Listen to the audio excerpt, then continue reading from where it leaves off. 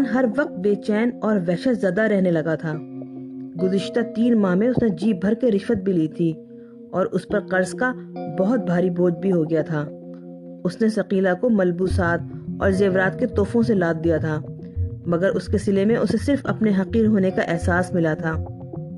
ثقیلہ کو کوئی تحفہ خوش نہیں کر سکا تھا۔ اس کے انداز سے پتہ چلتا تھا کہ اسے کہیں بہتر قیمتی لباس اور زیورات وہ پہن چکی ہے۔ اس دوران میں اس نے پھر شادی کی بات چھیڑ دی۔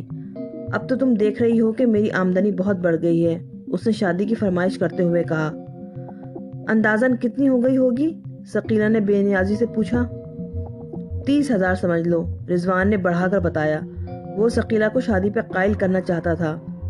اس سے کیا ہوتا ہے؟ ثقیلہ نے حقارہ سے کہا۔ بہت کچھ ہوتا ہے، تم دیکھ رہی ہو۔ کچھ بھی نہیں ہوتا، تم بنگلہ نہیں خرید سکتے، کار نہیں خرید سکتے، تمہارے گھر میں رنگین ٹی وی تک نہیں ہے۔ سب کچھ ہو جائے گا، جب ہو جائے گا تب شادی کی بات کرنا۔ مگر میں چاہتا ہوں، میں شادی نہیں کر سکتی، ثقیلہ نے اس کی بات کاٹ دی۔ ہاں یہ کر سکتی ہوں کہ یہاں سے چلی جاؤں۔ پلیز ایسا نہ کرنا، رضوان گڑ گڑانے لگا۔ میں تمہارے بغیر زندہ نہیں رہ سکتا، بس تو پھر شادی کی بات کبھی نہ کرنا۔ اس عرصے میں رضوان کی خواہش بہت بڑھ گئی تھی، مگر ثقیلہ اب اجتناب کرنے لگی تھی۔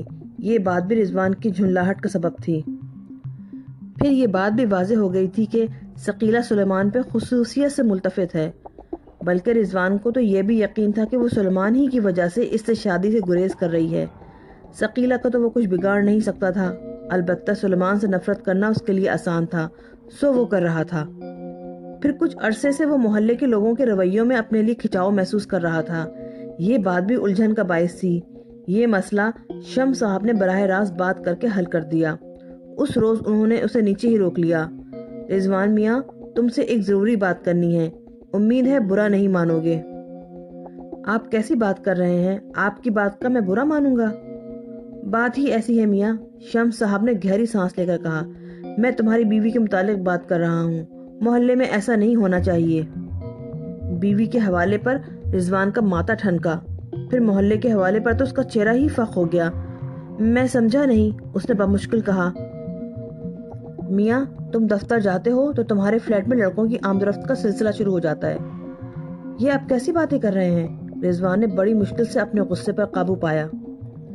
میں نہیں، پورا محلہ یہ باتیں کر رہا ہے، شمس صاحب نے سرد لہجے میں کہا۔ ایک تم ہی ہو جو بے خبر ہو۔ لڑکے آتے بھی ہیں تو اس کا مطلب یہ نہیں کہ… مطلب یہی ہے، شمس صاحب نے اس کی بات کاٹ دی۔ محلے کے سب لڑکے خراب ہو چکے ہیں۔ کل یہاں 2 لڑکوں میں مار پیٹ تک ہو گئی تمہاری بیوی کی وجہ سے۔ ایک نے دوسرے کو چاقو مارا، ایک اسپتال پہنچا اور دوسرا تھانے، اور ہو سکتا ہے تھانے میں وہ تمہاری بیوی کا نام لے ہی دے۔ رضوان کا چہرہ سفید پڑ گیا۔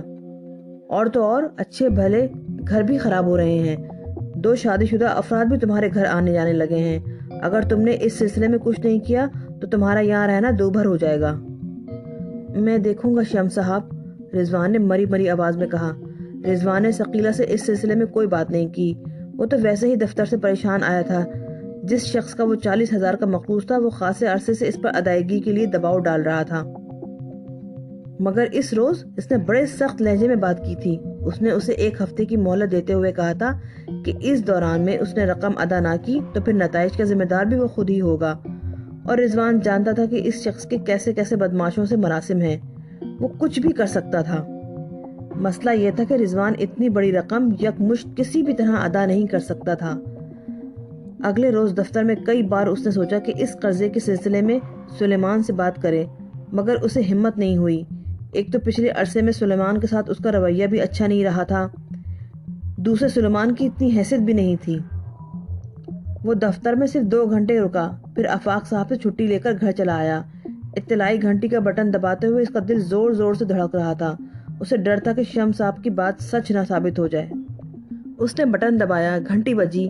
وہ ساکت و صامت کھڑا رہا۔ دروازہ تو نہیں کھلا، مگر اسے احساس ہوا کہ شیشے کے سوراخ سے اسے دیکھا جا رہا ہے۔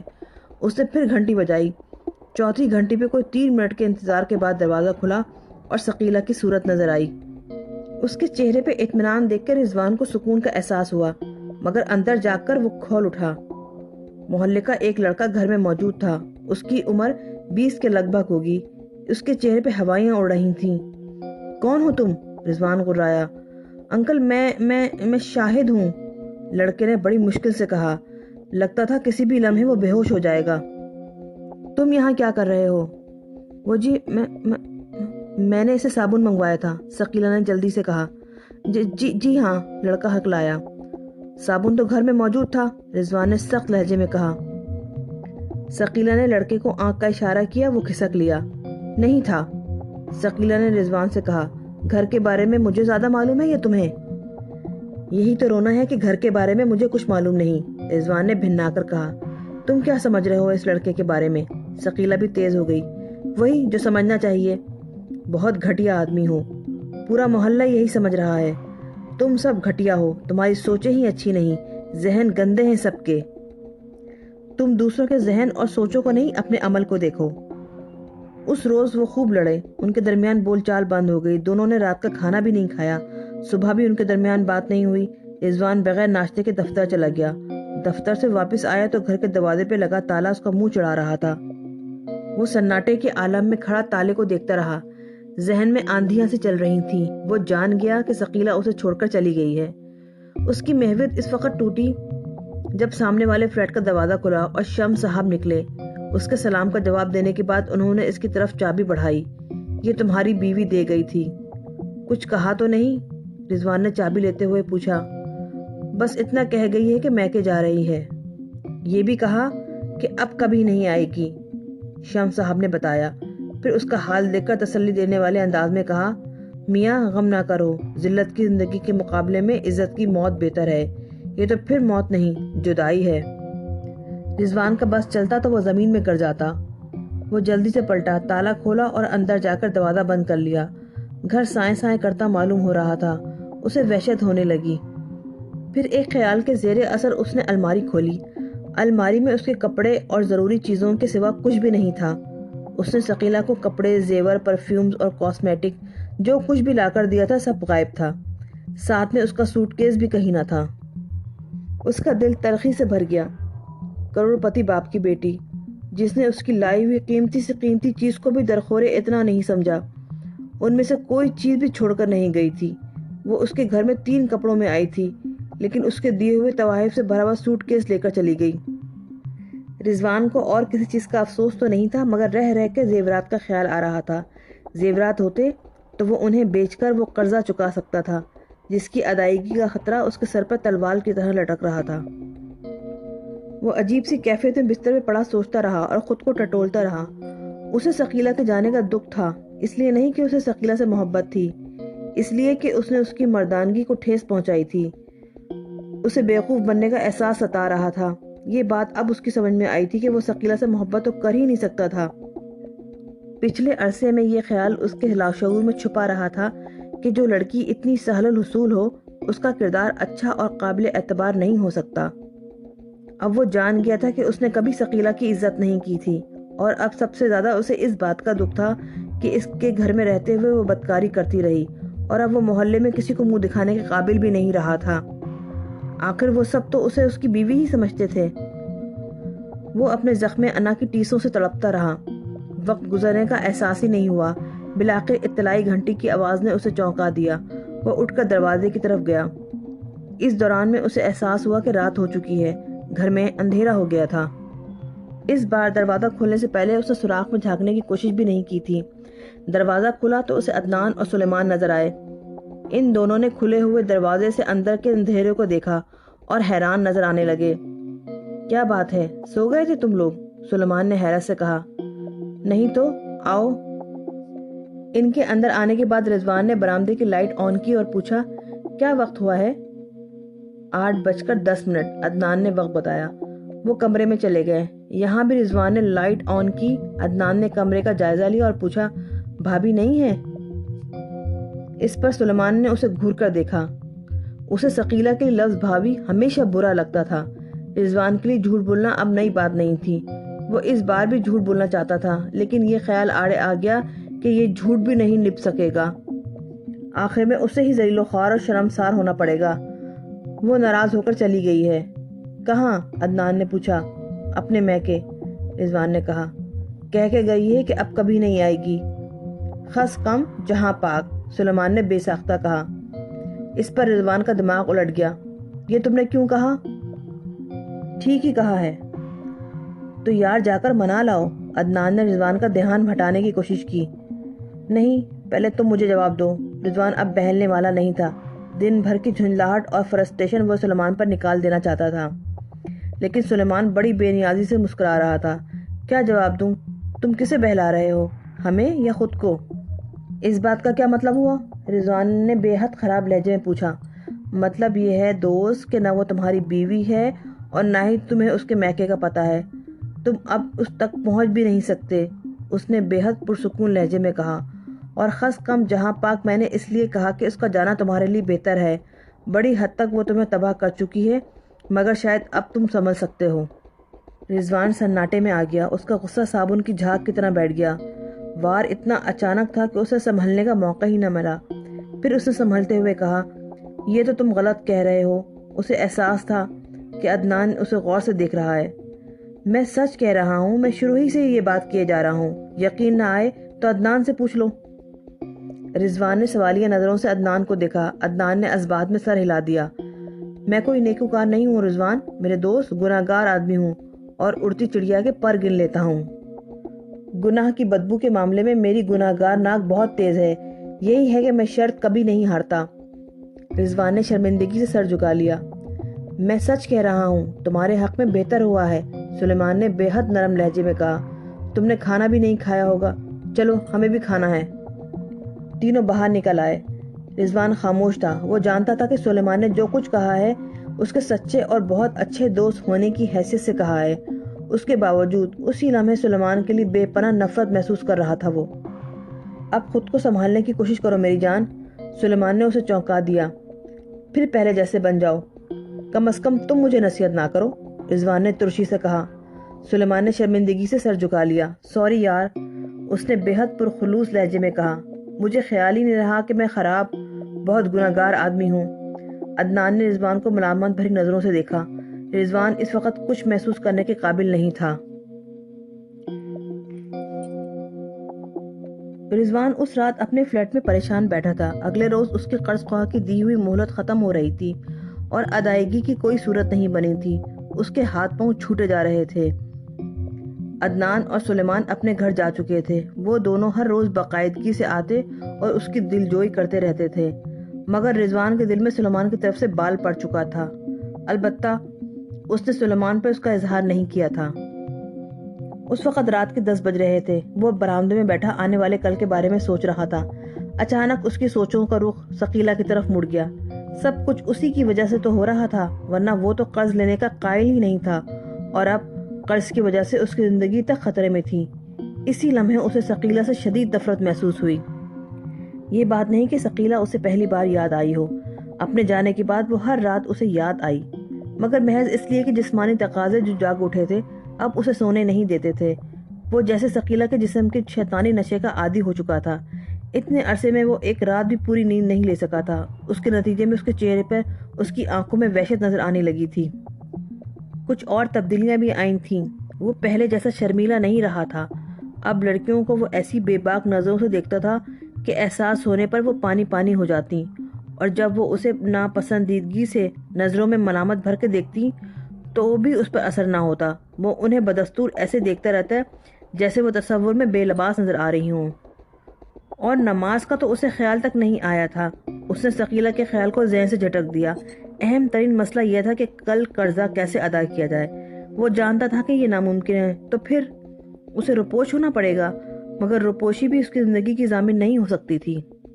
سوچتے سوچتے اس کا ذہن مایوسی سے بھر گیا، اور انسان کیسا ہی منکر ہو، کیسا ہی گمراہ ہو، مایوسی کی آخری حد کو پہنچ جائے تو اسے صرف خدا یاد آتا ہے۔ رضوان کے ساتھ بھی یہی ہوا۔ کہیں امید کی کوئی کرن نہیں تھی، صرف خدا ہی اس کی مدد کر سکتا تھا۔ وہ سوچتا رہا، شرمندہ ہوتا رہا۔ کتنے عرصے سے اس نے نماز نہیں پڑھی تھی، کیسے کیسے گناہ کیے تھے، خدا سے کیسا باغی ہو گیا تھا وہ، اور حاصل کیا ہوا؟ ذلت، رسوائی اور خطرات۔ اسے خود پر شرم آنے لگی۔ آخر اس کو یقین ہو گیا کہ خدا کے سوا کوئی اس کی مدد نہیں کر سکتا، اسے اس کے سامنے ہی سر جھکانا ہوگا، سچے دل سے آنسو میں ڈوب کر توبہ کرنی ہوگی۔ وہ اس ادا سے اٹھا کہ وضو کر کے پہلے مغرب کی قضا، پھر عشاء اور اس کے بعد نماز استغفار پڑھی، اور پوری رات سجدے میں گر کر رو رو کے توبہ کرتا رہا۔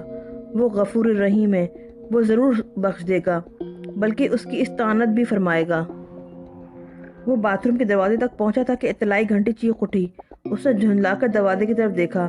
وہ اس وقت ڈسٹرب ہونا نہیں چاہتا تھا، نہ جانے کون آیا ہے اس وقت۔ وہ دروازے کی طرف بڑھتے بڑھتے رک گیا۔ چھوڑو، جو کوئی بھی ہے تنگ ہو کر چلا جائے گا، اس وقت تو صرف استغفار کی فکر کرو۔ گھنٹی دوبارہ بجی، ساتھ ہی کسی نے بلند آواز میں کہا، اجازت ہو تو اندر آ جاؤں؟ آواز اجنبی تھی۔ رضوان نے دیکھا چٹخنیاں لگی ہوئی تھیں اور باہر کھڑا اجنبی پوچھ رہا ہے کہ اندر آ جاؤں۔ رضوان کی جھنجلاہٹ عروج پر پہنچ گئی۔ آ سکتے ہو تو ضرور آ جاؤ بھائی، اس نے جھنجلا کر کہا۔ مگر اگلے ہی لمحے وہ حیران رہ گیا۔ سوٹ پہنے ہوئے ایک شخص بریف کیس ہاتھ میں لیے ہوئے بند دروازے کے درمیان سے گزر کر اندر آ گیا۔ رضوان نے آنکھیں مل مل کر دروازے کی طرف دیکھا۔ دروازہ بند تھا، چٹخنیاں اب بھی لگی ہوئی تھیں۔ اس نے اجنبی کو غور سے دیکھا۔ اس کا چہرہ عجیب سا تھا اور ناخوشگوار تاثر چھوڑتا تھا۔ ہونٹوں پہ بے حد مکروہ مسکراہٹ تھی۔ آپ اندر کیسے آ گئے؟ رضوان نے بوکھلا کر پوچھا۔ آپ کون ہیں؟ خدا کی قسم کھا کر میری ایک بے ضرر بات ماننے کا وعدہ کرو تو بتاؤں۔ رضوان پر کوئی جادو اثر کر چکا تھا۔ اس نے کہا، خدا کی قسم بے ضرر بات ہوئی تو مان لوں گا۔ تو وعدہ کرو کہ میری موجودگی میں لاہور نہیں پڑو گے، اجنبی نے کہا۔ پہلے تو رضوان کی سمجھ میں کچھ نہیں آیا، پھر وہ لرز کر رہ گیا۔ کیا تم شیطان ہو؟ اس نے لرزتی ہوئی آواز میں پوچھا۔ اجنبی مسکرایا۔ اس بار اس کے پیلے پیلے دانت بھی نکل پڑے۔ ہاں، میں شیطان ہوں۔ رضوان کے رونگٹے کھڑے ہو گئے۔ دیر تک خاموشی رہی۔ رضوان نے جو کھلی اور جاگتی آنکھوں سے دیکھا تھا اسے وہم قرار نہیں دیا جا سکتا تھا، اس لیے کہ ٹھوس دروازوں میں سے گزر کے آنے والا اس کے سامنے بیٹھا تھا۔ وہ خود کو شیطان بتا رہا تھا۔ اس کے چہرے سے برسی خباثت اس کی بیان کی تائید کر رہی تھی۔ یہاں کیوں آئے ہو؟ تمہاری پریشانیاں دور کرنے۔ وہ کیسے؟ ہم ہر سال بھر کی کارکردگی کی بنیاد پر ایک خوش نصیب کو منتخب کرتے ہیں، ایک شخص کی 3 خواہشات پوری کرتے ہیں۔ اس سال تمہیں منتخب کیا گیا ہے۔ مجھے؟ ہاں، تم نے صرف 3 مہینے میں وہ کارکردگی دکھائی ہے کہ سال بھر پرفارمنس دینے والے پیچھے رہ گئے، شیطان نے کہا۔ رضوان کی سمجھ میں کچھ نہ آیا۔ اس پر فخر کرے یا شرمسار ہو؟ ان دنوں تم بہت زیادہ پریشان ہو نا؟ ہاں، بہت زیادہ۔ بس تو 3 خواہشوں کے ذریعے تم اپنی ہر پریشانی دور کر سکتے ہو۔ رضوان سوچتا رہا۔ وہ خائف تھا، واسطہ شیطان سے پڑا تھا۔ 3 خواہشوں کی پیشکش تو بہت اچھی تھی، مگر اسے ڈر تھا کہ جواب میں اس سے کچھ مانگا جائے گا۔ مجھے کیا کرنا پڑے گا؟ صرف 3 خواہشیں، شیطان نے مختصراً کہا۔ تم میرا مطلب نہیں سمجھے، اس کے عوض مجھ سے تم بھی تو کچھ لوگے۔ کچھ بھی نہیں؟ یعنی یہ پیشکش غیر مشروط ہے؟ ایسا بھی نہیں۔ شیطان کے ہونٹوں پہ مکروہ مسکراہٹ ناچنے لگی۔ بس خواہش کرتے ہوئے تمہیں یہ خیال رکھنا ہوگا کہ جو کچھ تم طلب کرو گے، مقدار میں، تعداد میں، وزن میں اور حجم میں اس کا دگنا تمہارے بدترین دشمن کو ملے گا۔ لیکن میرا تو کوئی دشمن نہیں، شیطان ہنسا۔ دنیا میں ایسا کوئی نہیں ہے کہ جس کا کوئی دشمن نہ ہو۔ جس کا کوئی دشمن نہ ہو، اس کا دشمن میں ہوتا ہوں۔ اچھا، مجھے بتاؤ میرا دشمن کون ہے؟ تمہارا بدترین دشمن وہ ہے جسے تم اپنا بہترین دوست سمجھتے ہو۔ رضوان کی آنکھوں میں سلیمان کی صورت پھر گئی۔ شیطان کا اشارت یقیناً اس کی طرف تھا۔ یہ تو بڑی زیادتی ہوگی کہ خواہش میں کروں اور مجھ سے زیادہ فائدہ میرے دشمن کو پہنچے، اس نے فریاد کرنے والے انداز میں کہا۔ زیادتی تو ہے، مگر یہ نہ بھولو کہ یہ شیطان کی اسکیم ہے۔ یہ تمہاری ذہانت کا امتحان بھی ہے۔ بات تو جب ہے کہ تم خود اس اسکیم سے فائدہ اٹھاؤ اور تمہارے دشمن کو اس سے نقصان پہنچے۔ بڑا مشکل کام ہے، رضوان نے کہا۔ شیطان سے فائدہ تو مشکل ہی سے پہنچے گا، شیطان نے کندھے جھٹکتے ہوئے کہا۔ بہرحال اب تم اپنی 3 خواہشیں بتاؤ۔ ابھی اسی وقت؟ رضوان بوکھلا گیا۔ نہیں، تمہارے پاس 1 ماہ کی مہلت ہے، شیطان نے مسکراتے ہوئے کہا۔ اور یہ بھی ضروری نہیں کہ تم تینوں خواہشیں ایک ساتھ کرو۔ خوب سوچ سمجھ کر ایک ایک کر کے کر سکتے ہو. جب بھی کوئی خواہش کرنی ہو 100 بار یا شیطان پڑھ لیا کرنا. میں حاضر ہو جاؤں گا. اچھا اب میں چلتا ہوں. اچانک رضوان کو خیال آیا کہ اگلے روز وہ زندہ بچے گا تو خواہش کر سکے گا. اس کے سر پہ تو قرض کی تلوار لٹک رہی ہے. اس نے بوکھلا کر کہا ایک خواہش تو مجھے ابھی کرنی ہے اسی وقت. شیطان جاتے جاتے رک گیا. ہاں کہو. رضوان ہچکچانے لگا. میں کوئی بھی خواہش کر سکتا ہوں؟ ہاں تم جو بھی خواہش کرو گے پوری ہوگی. تو مجھے 10 کروڑ روپے درکار ہیں. ابھی لو. یہ کہہ کے شیطان نے ہاتھ پھیلایا. کاغذ کا ایک ٹکڑا اس کے ہاتھ پہ نمودار ہوا. اس نے وہ رضوان کی طرف بڑھا دیا. یہ لو یہ 10 کروڑ کا مصدقہ چیک ہے. جب جی چاہے کیش کرا لینا اس نے کہا. اور ہاں 20 کروڑ کا چیک تمہارے بدترین دشمن کو مل جائے گا. رضوان نے چیک کا جائزہ لیا. وہ مشہور بینک کا ایک عام سا چیک تھا مگر خاص بات یہ تھی کہ وہ 10 کروڑ کا تھا. میں چلتا ہوں. 1 مہینے کے اندر مزید 2 خواہشیں کرنی ہوں تو مجھے بلا لینا. بلانے کا طریقہ میں پہلے ہی بتا چکا ہوں. یہ کہہ کر شیطان دروازے کی طرف بڑھا اور بند دروازے سے گزرتا ہوا چلا گیا. رضوان کی نظریں دیر تک دروازے پہ جمی رہیں. دروازہ جوں کا توں تھا مگر اتنی دیر میں اس میں سے کوئی گزر کر آ اور جا چکا تھا. یہ بات ناقابل یقین تھی. اب تو اسے یقین ہونے لگا تھا کہ جو کچھ اس نے دیکھا وہ محض بصری دھوکہ تھا مگر ہاتھ میں موجود چیک گواہی دے رہا تھا کہ وہ سب کچھ سچ تھا اور شیطان کے لیے تو سب کچھ ممکن ہے. اس نے سوچا. پھر اس نے چیک کا جائزہ لیا. اسے یقین نہیں تھا کہ چیک کیش ہو سکے گا. بہرحال یہی چیک اس کی زندگی کی امید تھا. وہ دعا ہی کر سکتا تھا کہ چیک دھوکہ نہ ہو. بہرکیف صبح اس کا فیصلہ بھی ہو ہی جانا تھا. رضوان اگلے روز دفتر نہ گیا. بینک وہ گیا 11 بجے. صبح گھر میں دیر تک وہ گم اگوں کی کیفیت میں بیٹھا رہا تھا. وہ چیک اس کی آخری امید تھا اس لیے وہ زیادہ ڈر رہا تھا کہ کہیں یہ امید جھوٹی نہ نکلے. پھر اس نے سوچا کہ اس طرح کیسے کام چلے گا. چیک آزمانا تو پڑے گا ہی. بینک جانے کے لیے وہ نکلا تو اس نے پہلے اپنے قرض خواہ کو فون کیا کہ وہ بے فکر ہوئے ہے. اس کی رقم وہ شام تک ادا کر دے گا.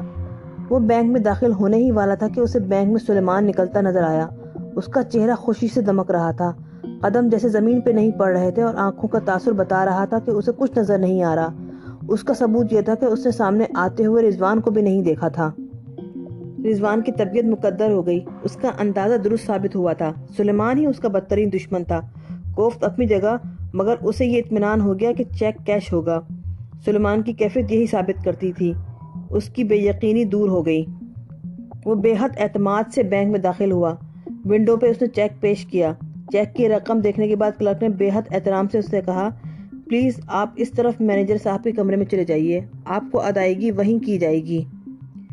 ابتدا میں رضوان کا دل دھڑکا کہ چیک میں کوئی گڑبڑ ہے اس لیے اسے مینیجر کے پاس بھیجا جا رہا ہے. مگر پھر کلرک کے بعد کے الفاظ نے امید کو اور مستحکم کر دیا. وہ مینیجر کے کمرے میں اور زیادہ اعتماد کے ساتھ داخل ہوا. مینیجر نے اٹھ کر اس کا خیر مقدم کیا اور ہاتھ ملایا. تشریف رکھیے اس نے کہا. رضوان سامنے پڑی کرسی پر بیٹھ گیا.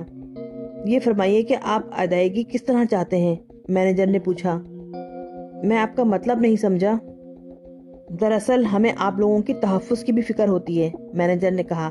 آپ کا چیک بھاری رقم کا ہے. آپ کہیں تو ہم فوری طور پہ آپ کو نقد رقم ادا کر دیں گے مگر اس طرح آپ کو خطرہ لاحق ہو سکتا ہے اس لیے میں نے آپ کو یہاں بلایا ہے. آپ اس سلسلے میں کیا کچھ کر سکتے ہیں؟ رضوان نے پوچھا. ہمارا بینک سب سے اچھی خدمات فراہم کرتا ہے. مینیجر نے کہا. ہم آپ کے لیے سب کچھ کر سکتے ہیں آپ کی خواہش کے عین مطابق. آپ کا مشورہ کیا ہے؟ میری مانے تو آپ ہمارے ہاں اکاؤنٹ کھول لیں. مینیجر نے کہا. فوری طور پہ جو ضرورت ہو وہ رقم نکال لیں. پھر ہم آپ کو ایک کارڈ دیں گے جو ہر بڑی دکان اور ہوٹل میں ہر ایئر لائن کے لیے قابل قبول ہوگا. آپ کیش رکھے بغیر سب کچھ خرید سکتے ہیں. ساری دنیا کے بینکوں سے پیسے نکال سکتے ہیں. یوں لوٹنے کے خطرے سے محفوظ رہیں گے. اور کسی نے وہ کارڈ ہی چھین لیا یا کارڈ کھو گیا تو کچھ بھی نہیں ہوگا. ہم نے خاص اہتمام کیا ہے کہ کوئی اور اس کارڈ سے استفادہ حاصل نہیں کر سکتا. بس تو یہ ٹھیک ہے. آپ مجھے 2 لاکھ نقد اور وہ کارڈ دے دیں. رضوان نے کہا. آپ کے ہاں اکاؤنٹ کھولنے کے لیے مجھے کیا کرنا ہوگا؟ کچھ بھی نہیں، بس ایک فارم اور ایک کارڈ پر دستخط کر دیں، مینیجر نے دروازہ کھولتے ہوئے کہا۔ آدھے گھنٹے کے بعد رضوان بینک سے نکلا تو اس کے پاؤں زمین پہ نہیں پڑ رہے تھے۔ سب سے پہلے اس نے تمام قرضے ادا کیے، پھر دفتر چلا گیا۔ وہاں بیٹھ کر اس نے اپنا استعفیٰ لکھا اور آفاق صاحب کے پاس چلا گیا۔ آفاق صاحب نے استعفیٰ دیکھا اور پیشانی پہ ہاتھ مارا۔ یہ سب کیا ہو رہا ہے؟ ایک اور استعفیٰ؟ کیا بات ہے سر؟ رضوان نے پوچھا۔ کسی اور نے بھی استعفیٰ دیا ہے؟ ہاں، آج تمہارا دوست سلیمان دفتر نہیں آیا، البتہ اس نے استعفیٰ بھجوا دیا ہے۔ رضوان کی جان جل گئی۔ پہلی بار اسے احساس ہوا کہ سلیمان کو تو 20 کروڑ ملے ہیں، وہ اس سے زیادہ امیر ہو گیا ہے۔ تو میں کیا کر سکتا ہوں سر؟ اس نے جھنلا کر کہا۔ معاملہ کیا ہے؟ تم دونوں نے ایک ہی دن میں استعفیٰ دیا ہے، آفاق صاحب بولے۔ سلیمان کے متعلق تو مجھے کچھ نہیں معلوم، لیکن مجھے بہت اچھی جاب مل گئی ہے۔ 15 دن کا نوٹس نہ دینے کی صورت میں تمہاری 15 دن کی تنخواہ کٹ جائے گی۔ کوئی مسئلہ نہیں سر، میں تو اپنے واجبات بھی وصول نہیں کروں گا، وہ آپ لے لیجئے گا، بس استعفیٰ فوراً منظور کرا دیں آپ۔ آہستہ بولو، آفاق صاحب ادھر ادھر دیکھتے ہوئے بولے۔ تمہارا استعفیٰ منظور ہو گیا تو اب میں جاؤں؟ ہاں، میں عدنان کے ہاتھ کچھ کاغذات بھجواؤں گا، ان پر دستخط کر دینا۔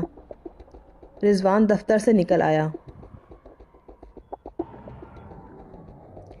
یہ بہت بڑا دکھ تھا کہ اس کی وجہ سے اس کے بدترین دشمنوں کو 20 کروڑ روپے مل گئے تھے، بلکہ خود اسے صرف 10 کروڑ ملے، مگر 10 کروڑ ملنے کی خوشی بھی کم نہ تھی۔ اب وہ بادشاہوں کی طرح رہ سکتا تھا۔ یک لخت اسے اپنا سرکاری فلیٹ برا لگنے لگا۔ وہ اپنے کارڈ کا جادو آزمانے کے لیے نکل ہی رہا تھا کہ سلیمان اور عدنان آ گئے۔ دونوں بہت خوش نظر آ رہے تھے۔ سلیمان نے تو آتے ہی اسے لپٹا لیا۔ میں بہت خوش ہوں میرے یار، اب تجھے بھی نوکری کرنے کی ضرورت نہیں، ہم عیش کریں گے۔ یہ بھی آج استعفیٰ دے چکا ہے، عدنان نے سلیمان کو بتایا۔ مجھے بہت اچھی ملازمت مل گئی ہے، رضوان نے جلدی سے کہا۔ مبارک ہو، مگر تمہیں اب ملازمت کرنے کی ضرورت نہیں ہے۔ کہیں لمبا ہاتھ مارا ہے؟ رضوان نے دلچسپی سے پوچھا۔ ہاتھ تو نہیں مارا، دولت چل کر خود گھر آئی ہے، اور جانتے ہو کتنی؟ 20 کروڑ۔ بس اب چلو شاپنگ کریں۔ رضوان کا جی چاہا اسے بتاتے کہ یہ دولت اسے اس کی وجہ سے ملی ہے، مگر وہ پی گیا۔ وہ تینوں بازار چلے گئے۔